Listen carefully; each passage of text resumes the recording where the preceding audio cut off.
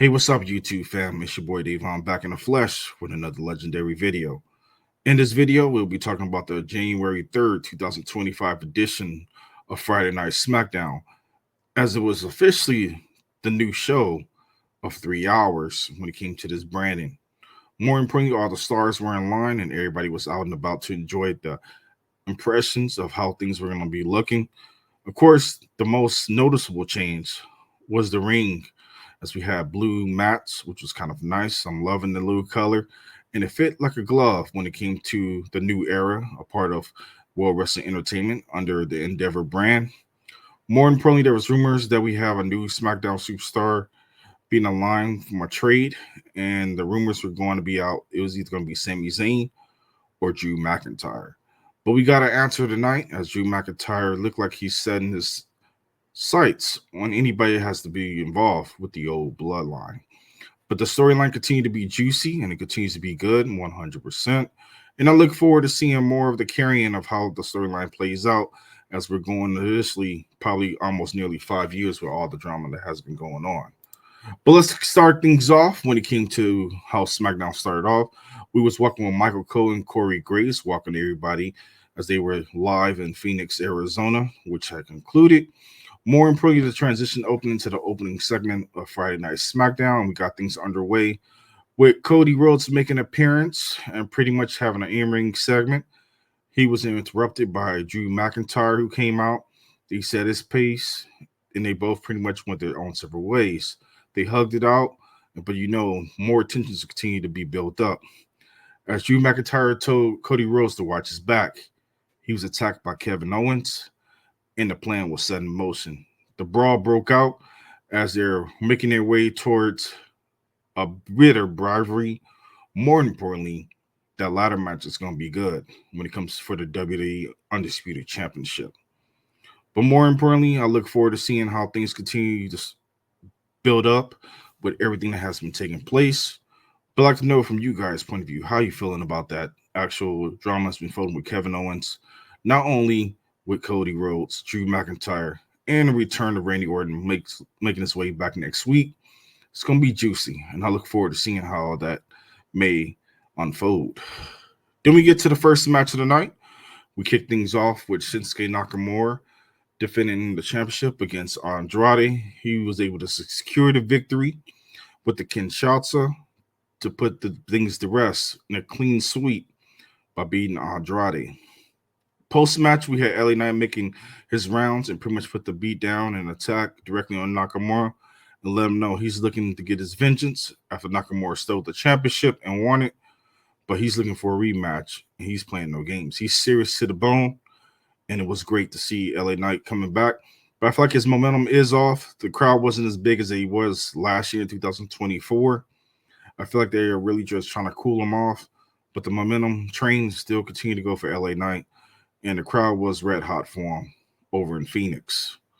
Then we get to a backstage segment with Apollo Crews, Pretty Deadly, and of course, we had that whole drama unfolding of snitches get stitches, and a whole lot of other stuff. The promo was good for what it was. We also had Legado del Fantasma, like they're turning face, and they lined themselves and starting to beef and looked like they was ready for a brawl with not only Pretty Deadly, but of course, we end up having the general manager come in to be involved as Nick Aldis needed to have a piece of words and talk to Pretty Deadly. He took him to his office. He let things be in motion. Of course, the ones that had to be were DIY was trying to keep things and trying to cover for him. But Nick Aldis let them know they're on thin ice and he'll be watching them. Then we get to the next following match of the night. It was Michin defeating Piper Niven in a great match with the Eat the Defeat. It was a decent one for her to get the pinfall, now setting the storyline in motion to go after Chelsea Green for the Women's United States Championship. It was pulled from Monday Night Raw, most likely was going to be listed, but now they're going to be listing it for Saturday night's main event for the next one to come up pretty soon. Then we get to the next segment, which was Paul Heyman. He had a lot to say. His promos was spot on. He talked about so many different things, including the tribal combat match. Solo Sikoa came out. He had a lot to say. They went back and forth. Of course, Payman was trying to keep peace because he remembered what happened last time when he got powerbombed through the announcer's table, and he wasn't trying to go through that situation once again. He also hit shots directly talking about every single member of the bloodline when it comes to Tama Tonga and Tonga Loa. He said, hey, they shouldn't even be in the U.S., how brutal they are.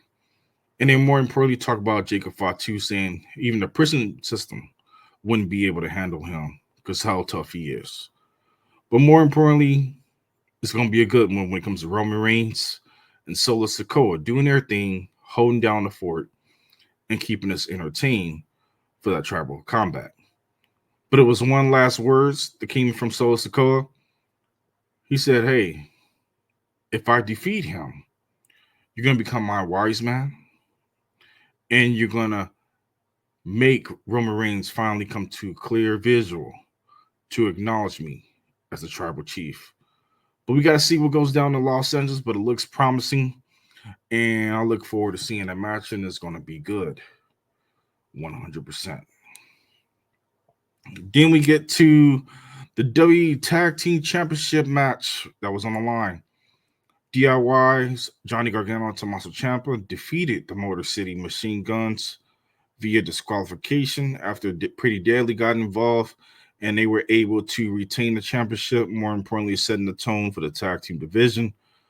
As the Street Profits are currently out after being post-injury, and the match card was changed as Motor City Machine Guns was able to become the number one contenders. But we got to see how time tells as the Blue brand is stepping up when it comes to the tag team championship. But I don't know what's going on with the Red brand. Hopefully they figure that out and get that in motion as well. Then, of course, we also had Legado del Fantasma coming out there getting involved. And it's looking good, and I look forward to seeing how everything unfolds. Then we get to Carmelo Hayes. He's confronted by Sami Zayn. They have a nice little talk backstage, and everything went to full permission. More importantly, the Usos had his back and let him know, hey, is there a problem? Carmelo Hayes backed off. He was looking like a chump, and I'm not like, wait, how they doing with Carmelo? But Melo is just a jobber at the end of the day, and it's just sour from my own personal opinion. But of course, the Usos end up walking the hallways, and they end up bumping into Kevin Owens. And Kevin Owens told them to watch their back, meaning him and Drew McIntyre is coming for that butt, or more for anything, for that ass. But it's going to be intriguing to see how that unfolds as they got new enemies to worry about. But we got to see how things continue to progress with Kevin Owens and Drew McIntyre. And we clearly see the brand split don't matter no more. They clearly show it on every single episode of the Blue brand and Red brand. And it's going to be juicy, but it's going to be good. Then we get to the big one. It's going to be Nia Jax. She defended her women's championship. She had a lackluster run, but she was able to defeat Naomi after involvement of so many people, including Tiffany Stratton, who fake cashed in her Money in the Bank. Candice LeRae got involved. Even Bianca Belair got involved. But Nia was able to secure the victory, hitting that bonsai drop, and secure the 1-2-3. But where things took a shift, Tiffany Stratton turned on Nia Jax, hit her with that briefcase, knocked out Candice LeRae, went to go cash in her Money in the Bank after Bianca took advantage of the situation by hitting that KOD. And then, of course, Tiffany threw but more so Bianca, over the announcer's table. She went up there, hit that prettiest moonsault ever, secured that 1-2-3, and became the new WWE Women's Champion.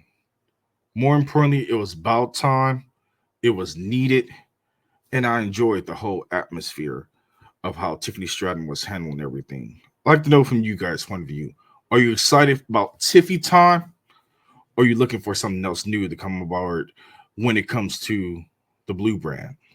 But it's looking like a new, fresh era, new, fresh paint.